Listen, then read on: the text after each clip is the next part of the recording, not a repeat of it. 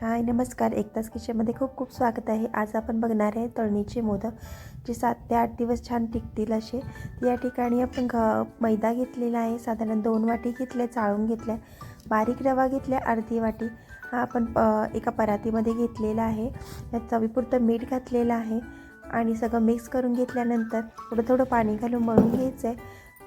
मळताना त्याच्यामध्ये 1 चमचा आपण तूप घालणार आहे. तूप आहे तसंच आपण घातलेलं आहे, त्यात गरम वगैरे करायची गरज नाही आहे. छान मिक्स करून घेऊ आणि आपण जसं नॉर्मल पीठ मळतो तसं पाणी घालून पीठ करून घेतलेलं आहे. वरतून तेलाचा हात लावून आपण एक 15 ते 20 मिनटं झाकून ठेवणार आहे. पीठ बघू शकता तुम्ही एवढं सॉफ्ट आपण केलेलं आहे. यामध्ये रवा असल्यामुळे हे आपण भिजवून ठेवायचं आहे 15-20 मिनटं, जेणेकरून रवाही छान फुगेल. तर या ठिकाणी आपण झाकून ठेवले आणि साईडला ठेवूया.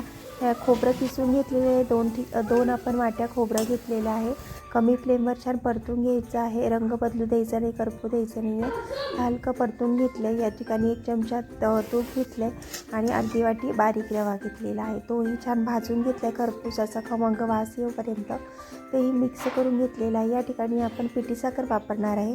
साधारणतः 1.5 वाटी पिठी साखर वापरली आहे आणि सुंठ, बडीशेप, विलायचीची पूड या ठिकाणी आपण ॲड केली आहे. ड्रायफ्रूटचे तुमच्या आवडीनुसार बदाम, मनुके, आपण काजू ॲड करू शकतो. आणि या ठिकाणी आपण 2 वाटी खोबरं साठी अर्धी वाटी रवा आणि साधारण 1.5 वाटी आपण पिठी साखर घेतली आहे. जर तुम्हाला गोड आवडत असेल तर तुम्ही प्रमाण वाढवू शकता. आपण या ठिकाणी गोळे करून घेतलेले आहे. 15 ते 20 मिनटं झालेले आणि आपण आता त्याची लाट्या करून घेणार आहे. लाट्या करून घेतल्यामुळे जे वरचं आवरण आहे खूप जाडसर असं होत नाही. याप्रमाणे लाट्या करून घेतल्या की आपल्याला मोदकही छान करता येतात.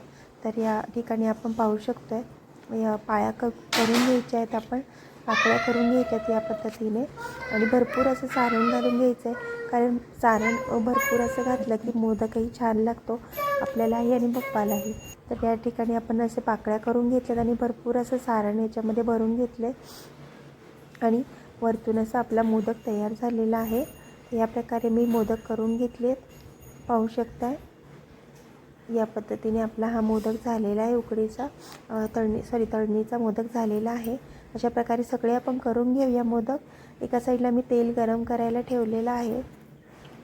ते पाहू शकता छान असं झालेलं आहे. तर हे मोदक आपले तयार आहेत.